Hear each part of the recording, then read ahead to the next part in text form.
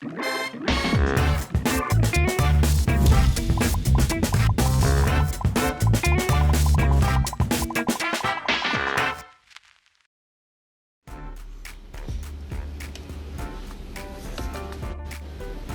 was working on going live, Scott.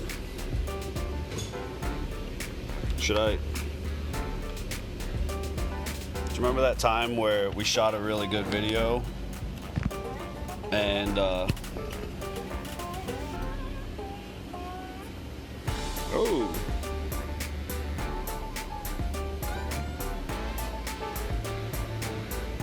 do you remember that time we shot a really good video, Scott? And that happened? Look at that. I'm gonna blame Scott L. Is this how I should I be holding it like this or like that? Remember that time we shot a really good video outside Dayton, Scott, and we did all that talking, and next thing I knew, it was all sideways the entire time. That was a really cool experience. Hi, Steph. Hi. I'm gonna attempt to bring up the feed over here as well, and see if we can't and do a little bit of both. Good morning. Oh my goodness, we're doing a thing. We're doing a thing. Am I good? Am I vertical? Skags, what's up, man? Miss LaFlame. Scott L, am I vertical? Give me something. Throw me a bone, man. Am I vertical or am I sideways, like in the past? There we go. Okay, I got an idea. We got an idea. Something's happening, right? All right. I'm working on bringing up the this here. I see the Metzlers. I see you, Metzlers. How's the Comanche coming, Metzler family?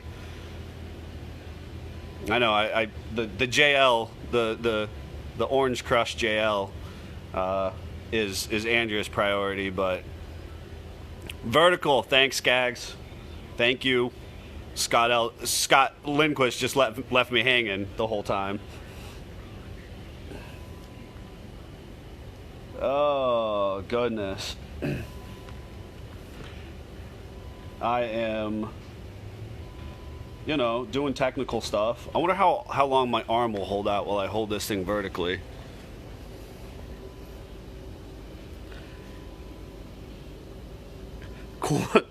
The Comanches collecting quarantine items, or the orange JL.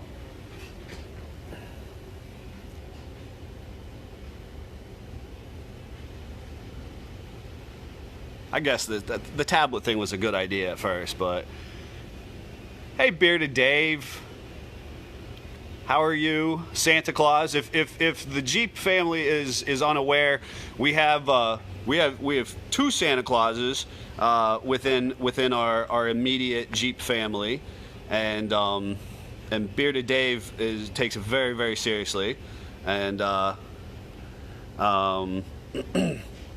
and he just logged on. I'm glad to see we've got that.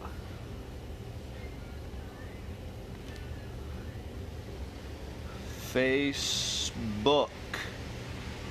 I don't know if I really need to log this on. Oh, look, there it is. There it is. This is my saving grace right now. Everybody's zooming, and this thing has been my mobile office while I've been zooming in with some of our manufacturers and some of our groups that need to hear from us on a regular basis. What's up, Seth? How are you? Hey, Seth Bike, your Jeep looks gorgeous, by the way. Did you get paint on that, like paint work done or fender work? It looks really good.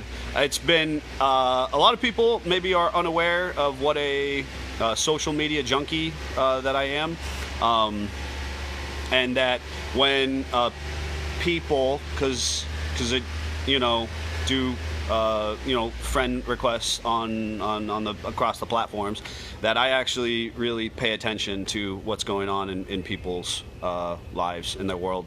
Certainly if it's Jeep stuff related. So I know that Seth was doing some cool stuff. Sharpest corner, Mr. Payne. That is what's up, Jamie Payne. Fishbone Off-Road. Oh, the phone's ringing. So I apologize. So the big thing that we got to get out of the way is that we're obviously here, ish. We are on way low diminished capacity. Now the good news is we are here, and excited about that we're able to, under certain restrictions, able to be working and continuing to service people's vehicles. We have literally worked on nurses' Jeeps and ensured that people can get back and forth to work appropriately. And we thank everyone who is working right now. Equally, we thank everyone who is taking appropriate precautions and staying home and limiting your exposure to the rest of the world. But ideally, that's not what we want to talk about today. My hope is that we are able to be an outlet for people to be able to daydream about their Jeeps and all the cool things we're going to do. I can't answer the phone. I'm doing this, and this is what I was saying is that there's actually only two of us here right now, and there's only been two of us here for about a week and a half, and we are doing the absolute best we can with what we've got. So that's the kicker at the moment. So we've got two people on the ground here, and we're trying to take all the necessary safety precautions. I am incredibly thankful for our social media team who works from home, doing the social distancing thing, and hopefully people have really enjoyed seeing the constant updates. Seeing the constant updates. Yeah, Jamie, I see you. And that we can all for a moment see those cool Jeeps or post those pictures and feel like we're part of a big family and part of the big conversation. We can show off our tires and our mods, and people can engage and have fun, that way. And so with that said, I know that we just dropped another cool YouTube video. So that happened today, and we'll be promoting that as well. And that was an interview we did with Quake LED at the Dayton Off-Road Expo. And so some new material there that was just released.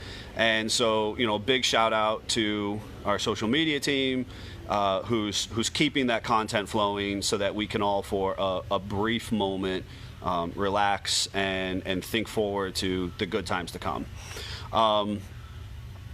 So what I was hoping to do today is do a little bit of Q&A, answer some questions that we get pretty frequently, and I'm gonna do my best because Greg is absolutely knocking it out of the ballpark over there, working on as many vehicles as he can work on. I'm processing orders, answering phones, answering questions, all that kind of stuff. But hopefully we're able to disseminate information well here, and do some Q&A.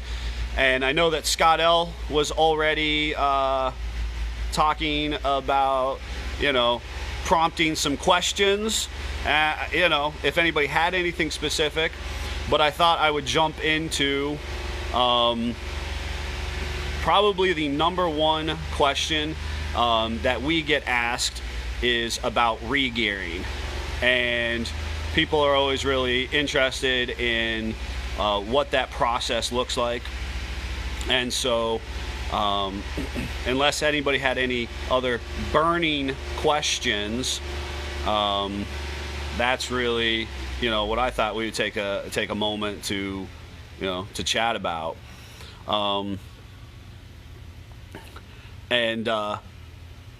So, what's up, guys? Oh, yeah, Scott's big thing is, can I fit 35s on my Jeep without a lift? If you've ever been on any social media, any how-to chain, that's the number one. How do I fit 35s? Well, that's cool. You can. My recommendation, I'm a low center of gravity guy, so get bigger fenders, suck those tires in. But once you put those 35s on there, once you put those 37s on there, how do we make the Jeep actually work well?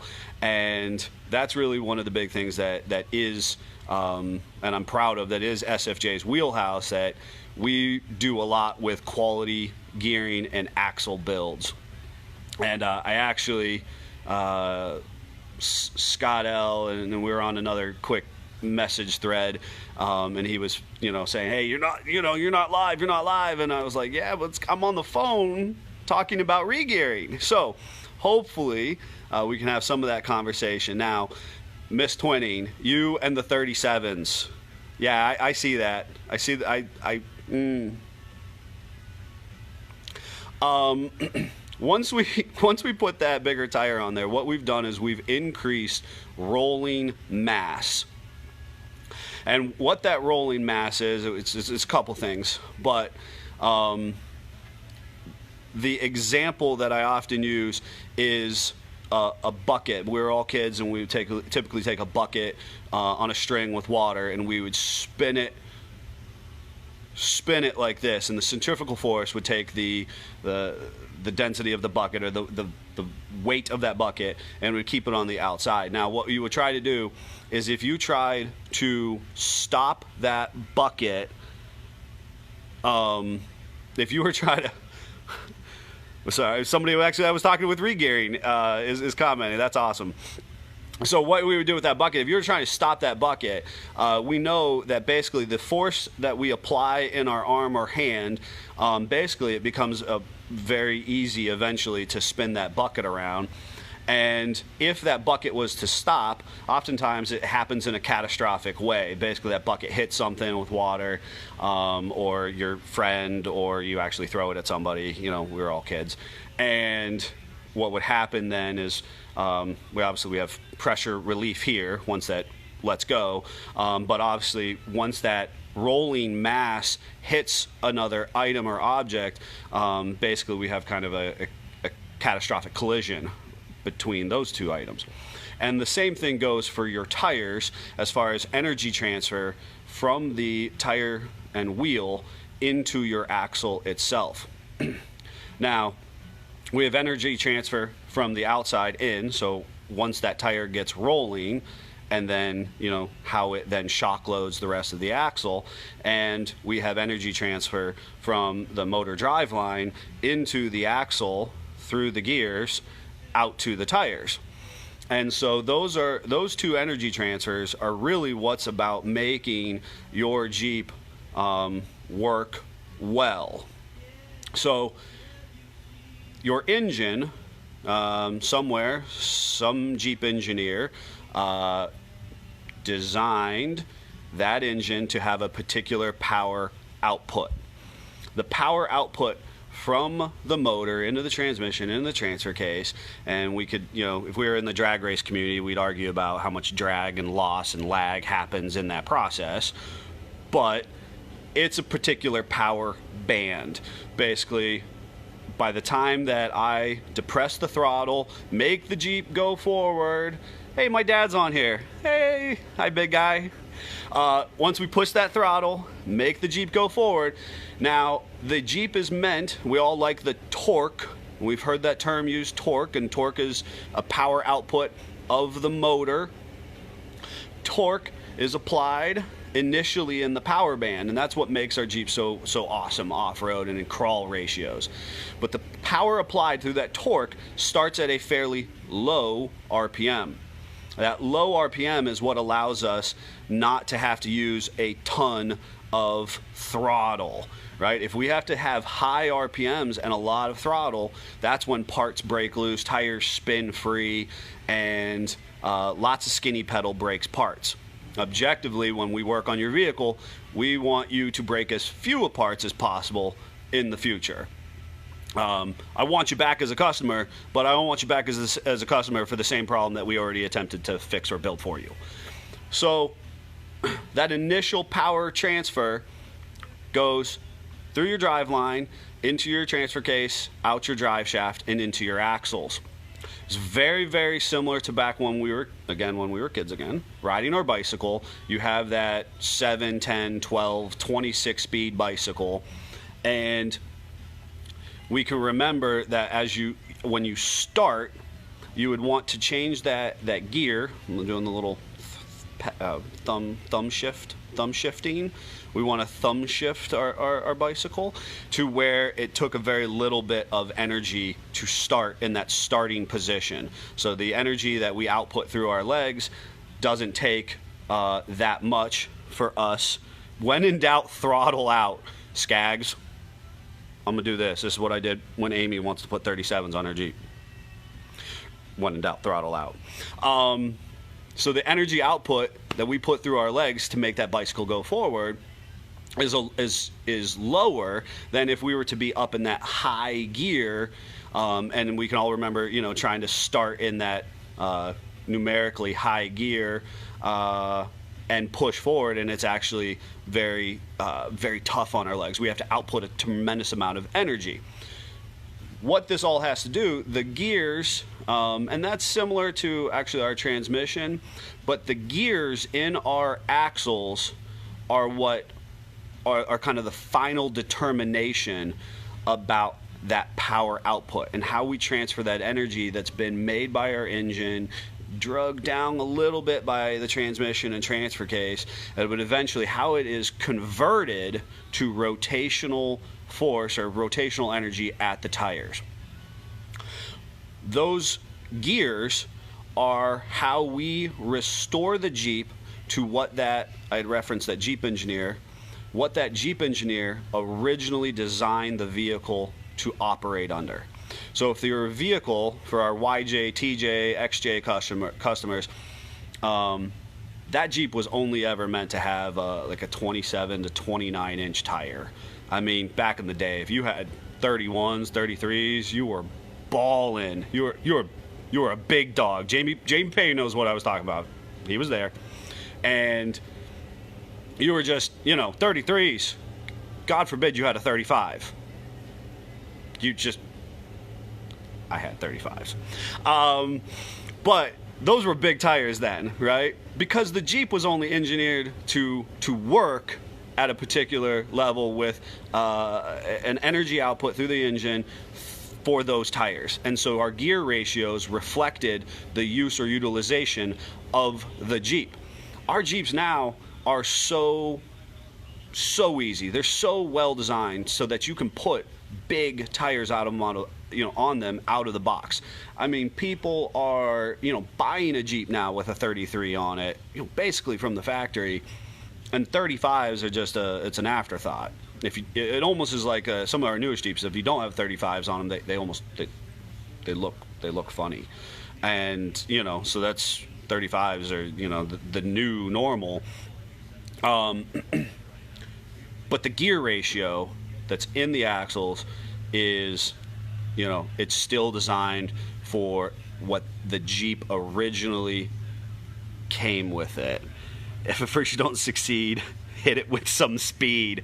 Oh my goodness, Skags, you're pushing the bounds, man. So the gear ratio needs to reflect the tire size and the utilization of the vehicle. Oftentimes when somebody calls and they're looking for for a consultation, as we go through that process of itemizing and estimating for you what your axle gear is going to be, and then how we're going to build that and install that for you, we talk one of the biggest questions is, how do you use your Jeep? Are you a person who's doing a ton of highway driving? This vehicle is a commuter, and you put the 35s on, and you want to still retain, as fair of MPG as possible. Is this a daily driver and a little bit of a weekend warrior? That's our bell curve of people, right? That's how most of us use our Jeeps. And then, we certainly have customers who say, you know what, this thing only comes out on the weekend, and I'm, 8 times out of 10, I'm taking it to go wheel. And we're using the blowgun over there. It was really loud. And those 3 determinations will basically help us pick a gear ratio that's a good fit for you. And so what we would do is, if you're a highway person, we're going to want to utilize a numerically lower gear ratio. And if you are a more proficient off-road rig, we're going to use numerically a higher gear ratio. Now, consequently, the lower numbers actually are what we would call a higher gear, and the higher numbers are what we would call a lower gear. My wife is texting me. We were actually having a text thread. Everybody's watching. My wife was texting me, and she's like, "Where did you go?" Because I was talking to her, and now I'm not. So I'm probably going to get in trouble. Like, we were talking, and now where did you go? Because I disappeared on her. So I don't know if somebody wants to side text her and let her know we're talking gears. So we have this discrepancy between numbers, and that oftentimes confuses a lot of people. So the higher the numeric gear, the actual lower or deeper the gear ratio is, which again has to do with energy transfer. So the deeper or lower the gear ratio, the less energy that your engine has to put out to make your vehicle move forward or reverse. Again, back to the bicycle scenario, the idea is that at a dead standstill, how hard do our legs have to work to get that bicycle to move forward?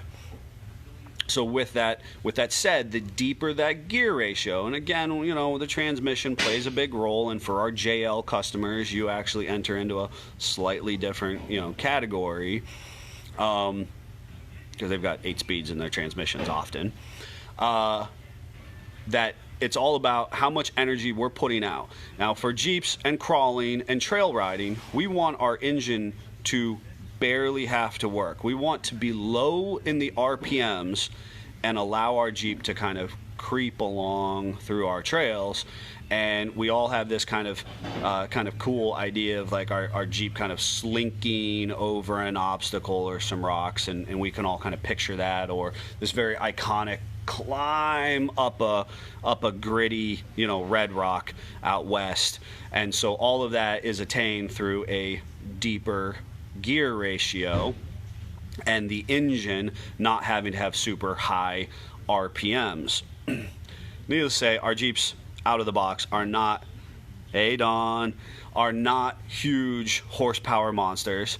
Not everybody gets to do with what our lead mechanic did and V8 swap his Jeep. You want to talk about when in doubt, throttle out. Let the bald eagles fly. Let America ring, and he's got good gear ratio. He's got a good axles, but he's got the horsepower to make it up as well. Not all of us have that. A lot of us just kind of have to, ease into things and creep through them. And so that gear ratio, changing that allows our engine to work in a more natural way, the way that it was originally supposed to be, that original power band, to move or transfer the energy forward or reverse. Unless you have a turbo. Yes. Metzlers do have a turbo on theirs. We have a couple Jeeps that, certainly those 2.0 turbos are pretty cool. We also have a couple that are supercharged. Little bit of different, little different scenario, but still super cool. We've actually, a lot of 2.0 turbos in the JLs love gears. We have a really cool JL UR built with the 2.0 turbo last year. Wicked fun JL. So it's all about that energy transfer. Where is our engine working? How are we creating power from the motor to our tires, or to our wheel and tire combo? So we've talked about the depth of gears. Numerically, higher is a deeper or lower gear. So now what we've done is by increasing that gear ratio, we have pushed the energy out to the tire.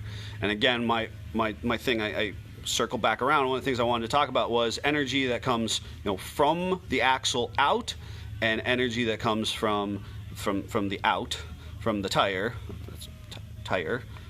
in towards the axle.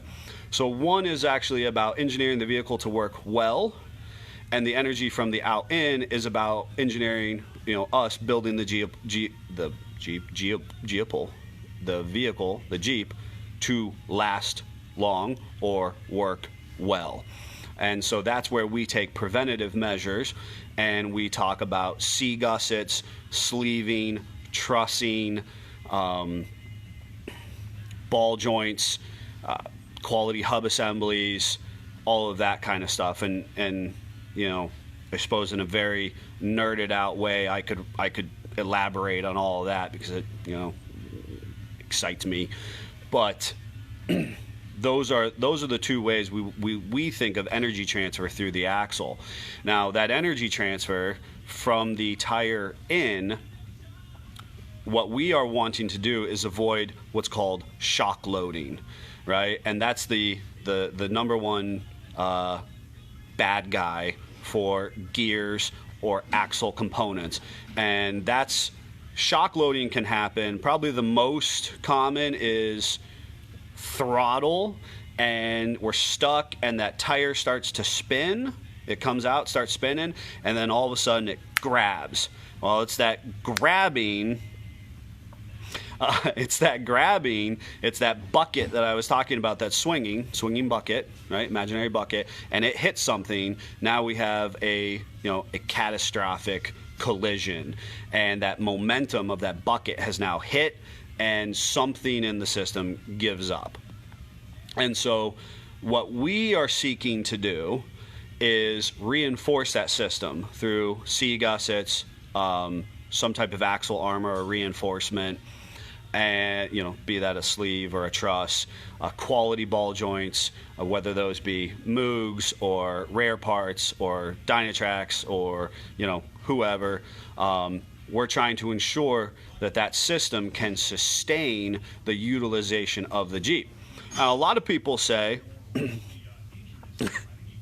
Skaggs, I'm worried about when this Jeep is done. You got me concerned. So what we want to do is we want to reinforce that axle in case of shock load. We want to protect those products as or that energy transfer through those products as they transfer into the energy. Ideally, we create a system that's strong enough across the board that energy, that shock load under normal use, is dissipated in the process. And again, we do that through those parts and pieces, as far as gussets and sleeves, axle armor, and most importantly, a good quality install process on the gears. A lot of people are who have been experienced with gears before. There's a lot of brands out there. There's a lot of people vying for your attention, and your their marketing is good. I did have a water. Do I sound raspy and dry? And we have settled on, we utilize two brands specifically, and that's, Don, this is for you, man. I'm getting a bottle of water. I could have got it from the, that's a train. If you're unfamiliar with us, we're literally next to a train tracks. You can step out and you can see a locomotive like you've never seen in your life before. Two brands. Our primary brands are Yukon and Dana Spicer. The reason we've settled on those brands is because we've used just about everybody's brand. And in a one-on-one consultation, I'm happy to share with you those brands that we have utilized. And we have used all those brands, and we have settled on those two manufacturers specifically. And I try to share that we use that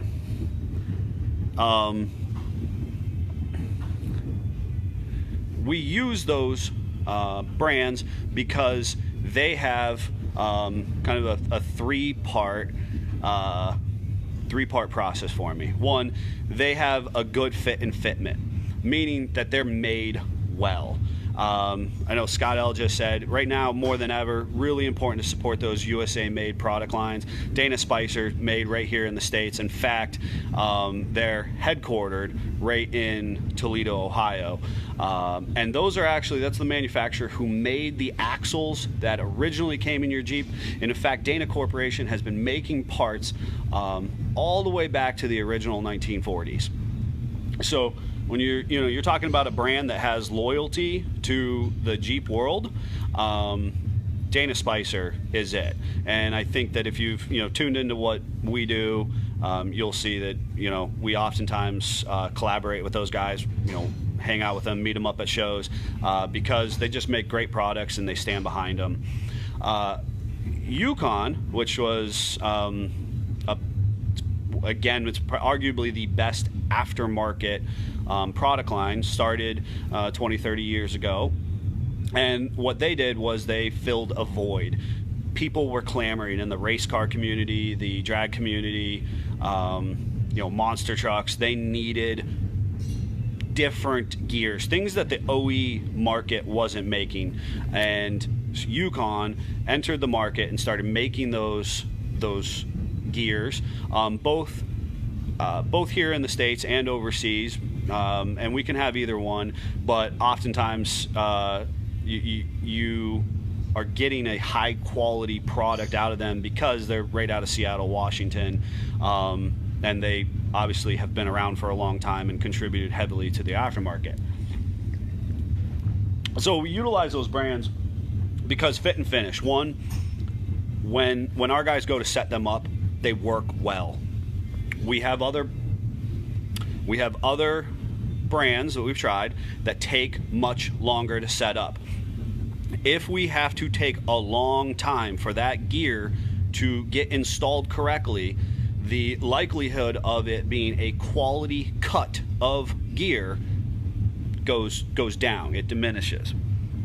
So it's valuable to say fit and finish out of the box, a quality cut gear cut on a quality machine. And I could totally geek out and tell you about how these machines work, even as far as tooling out the gears themselves, and who owns what machines and where those machines are in the world at this time. But a quality fit and finish for the gear itself makes a better setup, which makes a more confident and longitudinal process. So fit and finish is one of them. Excuse me, I got a very itchy nose. I think my wife would say it's folklore. I'm going to kiss a fool. Go figure. So that one. Two, we're looking for warranty follow through and basically a quality customer service experience. I always say is that if you as the consumer have a problem with those gears, we as the vendor have a problem with those gears, the manufacturer has a problem with those gears, and so the companies that are willing to stand behind them are our next big thing. And so I guess that's really, there's three things there. One is the fit and finish, the quality setup and longevity of the gear, and the third is the customer service. A lot of people ask us about our pricing, and what I can tell you real quick, pricing on these, your base pricing on a JK and other Jeep is one of the things we did in 2020 was we actually pushed that price down to start at about $1,650 on pretty much JKs and older, and JLs you can put $300 to $500 on that, on top of that price point, and that is parts and labor on a base install. Now from there we have a very standardized process that is all about that's a pretty standardized process, and then standardized pricing, because what we then tell you is we basically everything from there is a la carte. If you want to do sleeves, gussets, ball joints, axle trusses, traction devices, all that kind of stuff. Okay, I'm gonna show you my quarantine hair, because because that got really dark. Let me look at that. That is some Q-tip action going on there. Let's move that down. So a lot of people ask, why is our labor like that? And so one of the questions that I saw, roll through the comments here is, we remove the axles from the Jeep. So if you go onto YouTube or, a lot of other people's, garages and whatnot, oftentimes they're setting up gears in the Jeep itself. So the axle is hanging. Politely, what I always say is, we don't do hanging axle installs. Yikes, there goes the phone. We don't do hanging axle installs. We actually remove the entire axle from the vehicle. The reason we do that, and then that is reflected in the price point itself, is because we want our techs to be comfortable and confident standing in a good position doing their job.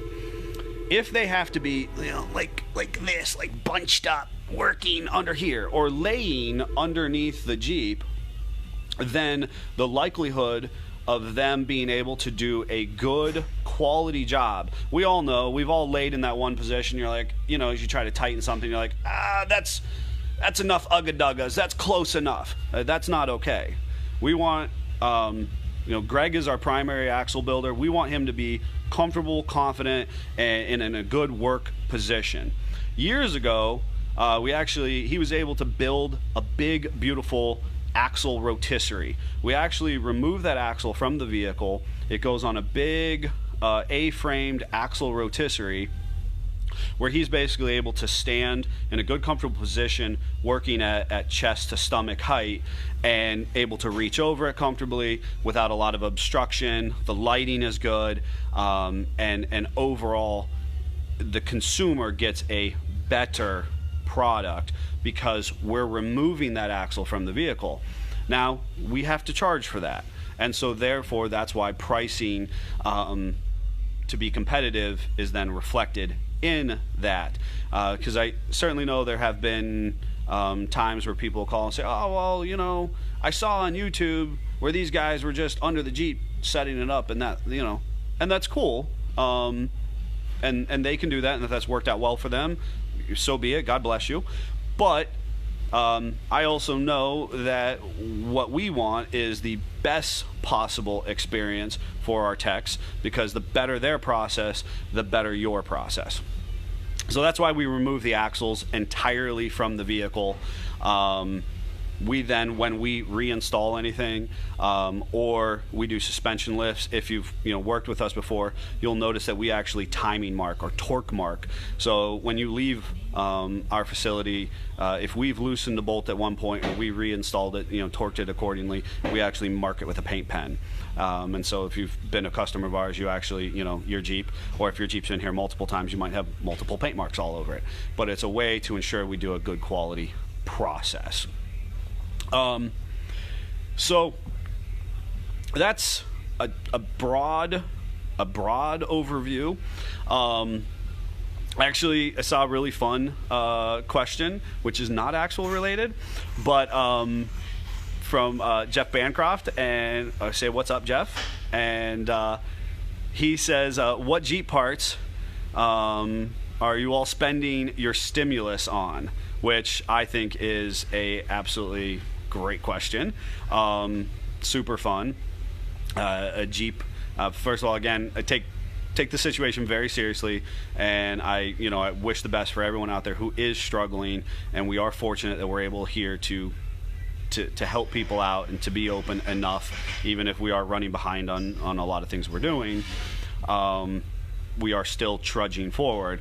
But I do know a lot of people have called in excited to be able to use a portion of their stimulus money to stimulate the economy, and I appreciate people who are choosing to spend that with us. I really sincerely and genuinely do, and we hope that by us being a good, valuable part of the community, that we're giving back to you, that you feel it's a reciprocal relationship. So I personally really need I need two things. I need coilovers Just two. I just need two coilovers. My big LJ, Chuck Norris, has not seen the light of day because I never get to work on it. Everybody knows Old Blue, which is super cool. It's a 64 CJ6. But I'm a long wheelbase guy, and I have an 04 LJ as well. And that 04 LJ hasn't seen the light of day in like, I don't know, 2-3 years. And I'm this close. And so I really need some rear coilovers, and eventually I need to get into that PSC hydro assist that we do on so many vehicles, but everything's a prioritization, right? We've all got bills to pay, we all have food to put on the table, we've all sacrificed, and I appreciate that. So everything's about, balance. I see we got rear lower control arms, adjustable, yes, valuable. We're Joe Brilla, we're blowing ours on funny hats, which I think is crucial because, and again, with what we're doing here, I hope that we can, have fun and stay safe and talk about Jeeps and still, enjoy what's going on. Ooh, JR gave me a really good question about rear axle seals leaking and how we properly fix them.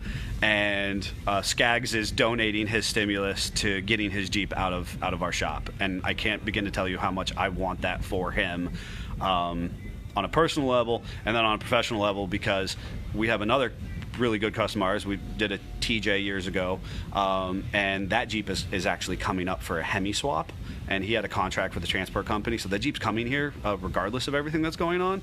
So I've got another big TJ coming in on top of we literally have at one point in time we had every single bay stacked up again in here with just two of us working on phones, orders, so on and so forth, so getting back up to speed. JR's question about rear axle seals leaking and doing to to fix them. So rear axle seals and bearings on any of our later Jeeps, right? So think mid 80s and up. That bearing and seal is out by the wheel itself. In our front axle, those seals are way on the inside at the differential itself. They are an internal seal that keeps the fluid from the differential inside of the pumpkin itself. And since we have this education axle, I'm gonna this is what I was talking about, like working, under vehicles and stuff, like when you're crouched down, that guy right there. So front axle, which is what we have here, those seals are actually in here and in here. On the rear axle, which we don't have one of those educational axles out front, they are on the outside, they're out at the wheels, as are some bearings.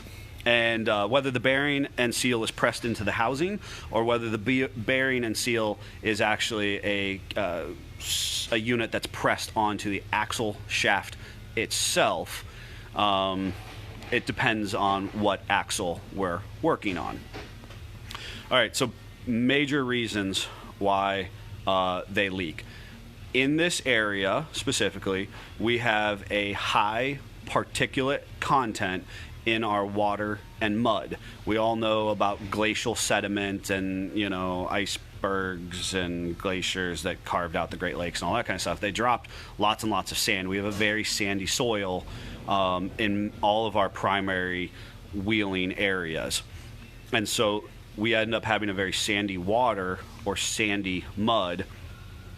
And what ends up happening is that becomes what we call liquid sandpaper, and it permeates all your seal surfaces, from your steering to your axle seals to your control arms and Johnny joints and all that kind of stuff.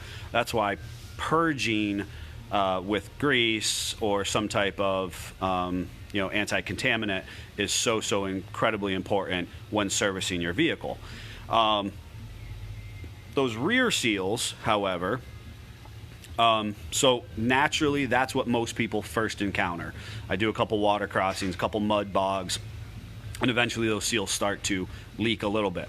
When left unaddressed, what ends up happening is the smooth bore of the axle shaft itself, where the seal is intended to ride, becomes pivoted or divoted, and so there will actually be a deep or heavy groove on that smooth bore surface.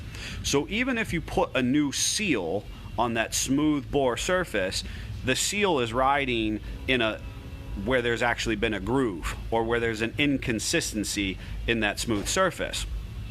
And what that then happens is the seal doesn't actually seal anything up. More contaminants get in, more debris actually deteriorates it, and it becomes an exponential failure process.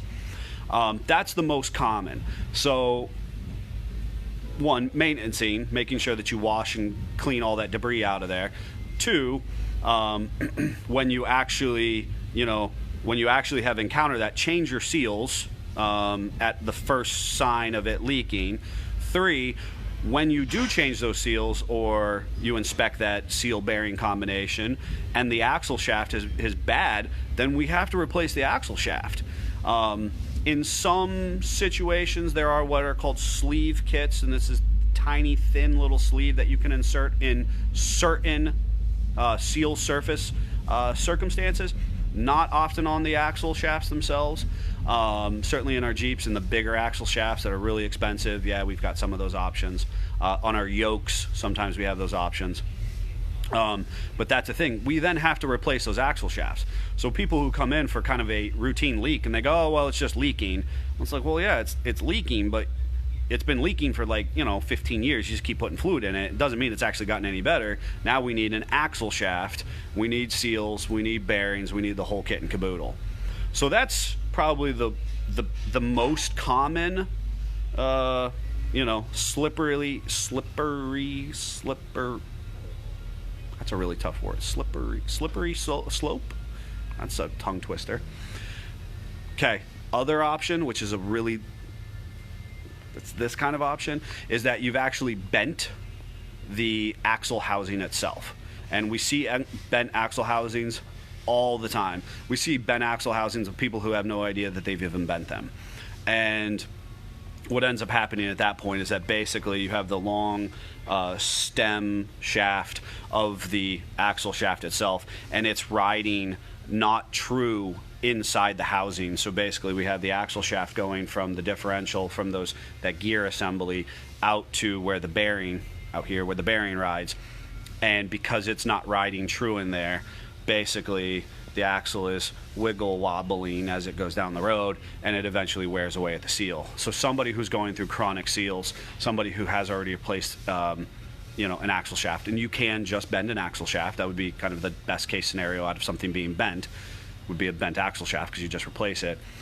We have unfortunately replaced plenty of axle housings because they're smiling at us or frowning, but typically it's a smile, because typically you come down, the mass of the Jeep, the weight of the Jeep pushes down on the tube and goes like that, pushes and makes it smile at us. And that would be the absolute worst case scenario for why a rear axle seal is leaking. So first and foremost is a maintenance and a part replacement schedule. 2 is that we've bent the shaft itself, and 3 is that the entire housing itself is bent. I saw Ben. Hey, Ben. I hope things are good out in Reno. I know you say you miss Ohio, and I do love the Midwest, but man, Reno, Utah, I see a lot of our customers out there updating us, and this time of year, I'd be there. I'd be there in a heartbeat.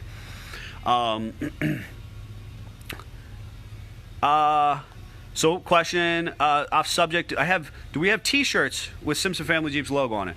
We do, so that's an old school one. There's a hoodie. We've got shirts, we've got tees, we've got hats, to cover up, the quarantine hair. So we do have all that product, and again, it kind of circles back around to the stimulus and all that kind of stuff. I understand that a lot of people are prioritizing and budgeting, and absolutely. And I understand you might not have money to make that big mod on your Jeep, but we do have lots of little things, and obviously gear, shirts, hats, and D-rings, tow ropes, all that kind of stuff. So so you can still kind of be part of the Jeep lifestyle and get some gear, and represent in this process. And come summer, you can when we're all out riding and enjoying our community time again, you can be representing accordingly. Seasoned hairline. I've got gray here. I can't believe how disappointing that was. And I feel like my hairline, seasoned hairline, as pointed out there before. I feel like I upgrade to put 31s on along with the new shafts. So question we get pretty often is when should I upgrade my axles? That is entirely dependent on you and your utilization of the vehicle. Is there an extent of overbuilding? Sure. If you are an individual who just pulls their Jeep out on Sunday to go get ice cream, which is totally acceptable, and arguably we have one or two of those Jeeps in our family, you do not need 1-ton axles. I don't. I'm not gonna make that argument. You don't. You just kind of learn to drive it a little differently. Jeep looks cool. It's got that nice aggressive hunch down look. Great. You don't need 1-ton axles. So upgrading is entirely based on your user experience. However, when we do move up in that tire size, regearing is arguably always going to make it a little bit better, a little bit stronger, and perform a little bit better. Oftentimes, one of the big arguments is I regear, or excuse me, I put the bigger tires on. Now I've lost fifth speed, sixth speed, eighth speed, depending on your platform of vehicle, and therefore, because you're traveling in a lower gear, it is actually eating up more fuel. So a lot of people, that would be their benefit to regearing, is just to try and bring it back into that power band, and get it to a point where it's more fuel efficient. It's always such a sticky conversation when it comes to Jeeps. I honestly don't miss my hair, but hats are cool. Hats are cool. I like hats. We're at that age. It's okay. We're confident in our hair, I think. So, if there's anything else, questions.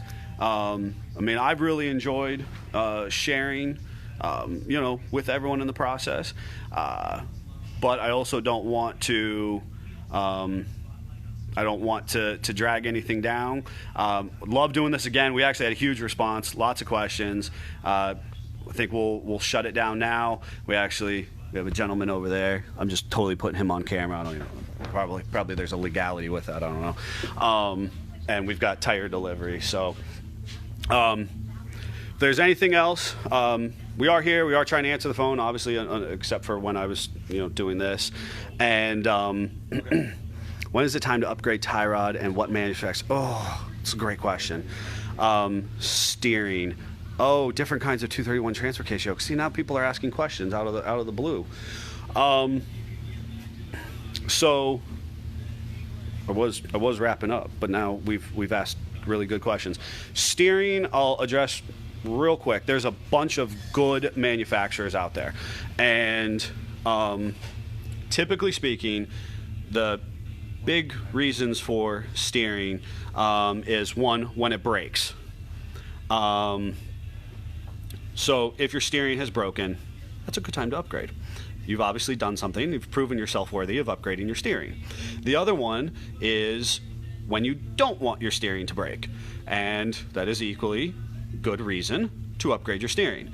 A lot of the steering that comes in right off the line is sufficient, again, under that normal use of, 30 to 33 inch tires. That's okay. Until we get to that, I don't want my steering to break when I upgrade into blah, blah, blah, blah. This is the same argument that goes with sea gussets and sleeves and trusses. I want to be prepared when I get out on the trail, or when I'm running down the highway, or when I'm doing overlanding, whatever it might be.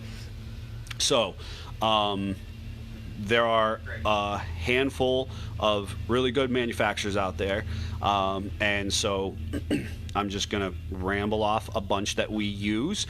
We use them oftentimes based on the fact that they are being requested by customers and they meet our criteria, right? So I'm not promoting anyone specifically, but that they are a good brand and that we're willing to put our name on the fact that we installed it or we've sold it to you, that kind of stuff. So what we see: Rusty's Off-Road, Synergy, Rare Parts, Steer Smarts, Rock Crawler. Those are probably, I would say, the brands that are requested most often, and the brands that we install and stand behind for a various number of reasons. We do have a steering kit that we have here in-house for TJs and XJs and ZJs. And it's a really gnarly kit based on a kit that Greg started building a couple years ago, and with an offset tie rod end, lets us fit those 15-inch wheels still. Good stuff on that kit as well. But those other 5 brands are really good quality, arguably all USA made.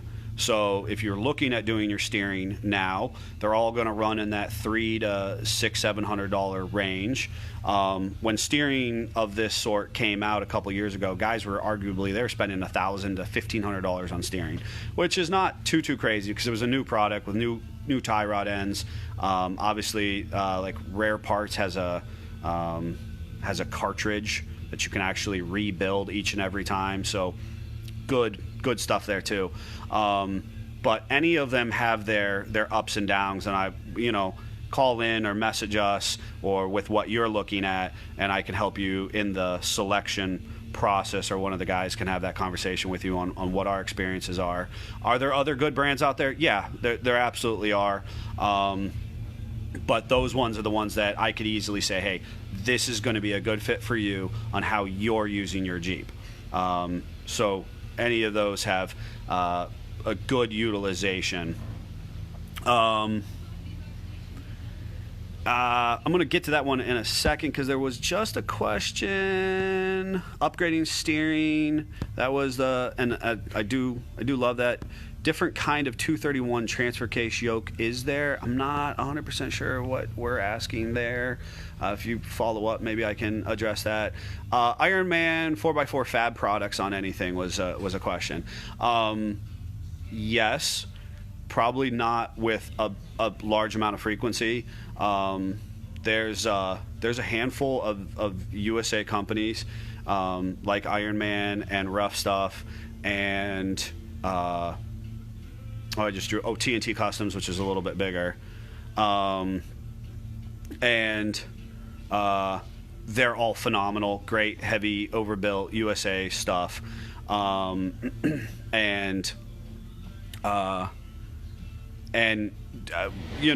that. Sorry, my wife was texting me again. So we don't utilize them often just because what I'll call logistics. Brands that are in our warehousing system, brands that we have a direct relationship with, to be competitive in today's market, it's about being able to get parts quickly. If we can get parts quickly, we can get it into your hands quickly. And I'm sure Ironman and Rough Stuff and TNT, they all work very hard to get things out very, very quickly. But we work within what's called a warehouse distribution system. It means we have a warehouse that's stocked full of parts. And that's where 70-80% of our parts come from, is going to come out of the warehouse. Then we have a number of direct relationships. So lots of good brands and companies out there, and we have installed some of their stuff. Not a lot. Just like I actually have TNT Customs parts on my big Jeep, Chuck Norris, and love their product lines. But it's, again, that customer who comes in asking for something, and especially some of these companies like Ironman and Rough Stuff and TNT, who are really geared towards more of a heavy off-road market. Those are more what we're selling into the DIY market on a retail side. How many different 231 transfer cases are there was what that question was. That is a great loaded question, because technically speaking, there is a 231 and then a 231J, and I could totally nerd out about MP standing for new process.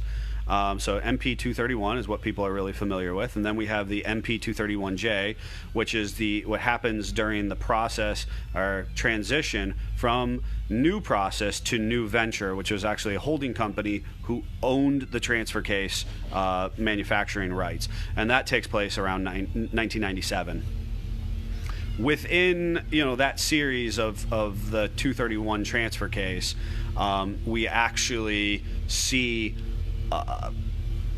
tons and tons of variations. We actually have an entire about 3 foot by 10 foot section of our facility dedicated to transfer case.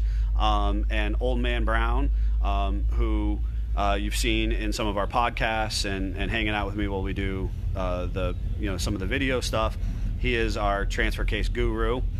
And what I can tell you, there's actually differences in the cuts of the sun gear. What's then called the planet, which is a rotating unit inside. There's actually different planets. There were 231 style transfer cases that were actually in Chevy Blazers. There's a whole myriad of kind of a loaded open-ended question, because then we have long inputs and short inputs, and then output differences. So it's more often to be kind of specific and say, can I put a 1998 231 in a 1992 231 YJ or something? Can I take it out of a TJ and put it into a YJ? And then explain that there's actually a difference in the outputs themselves. Yep, GM used the version of 231. Absolutely. And so there's a number of very specific variations that coincide with the overall umbrella of that case, meaning the umbrella is the name 231, and then all of the distinct variations that then filter out from there based on when they were used and in what application. So, okay, I have absolutely enjoyed. I hope it's been maybe a little entertaining, a little educational, and maybe we'll do this again because we had a ton of people on and a really great response. I really enjoyed being able to share information. If you come up with questions in the meantime, we'll kind of load them up into a list and give it to our social media team, and they can kind of feed that in. Maybe as we get to a little less social distancing, we'll try to get the podcast going again and all that kind of stuff. But in the meantime, our phones are on when I'm not doing this. Our emails are there. I'm trying to keep up with everything the best of our ability. Our social media people are working to try and produce good, fun, cool content to continue to allow our reach to grow into the Jeep community. So I thank you so much for tuning in, logging on, sharing this time with us, and I hope that you do it again in the future. And until then, Jeep on and be safe.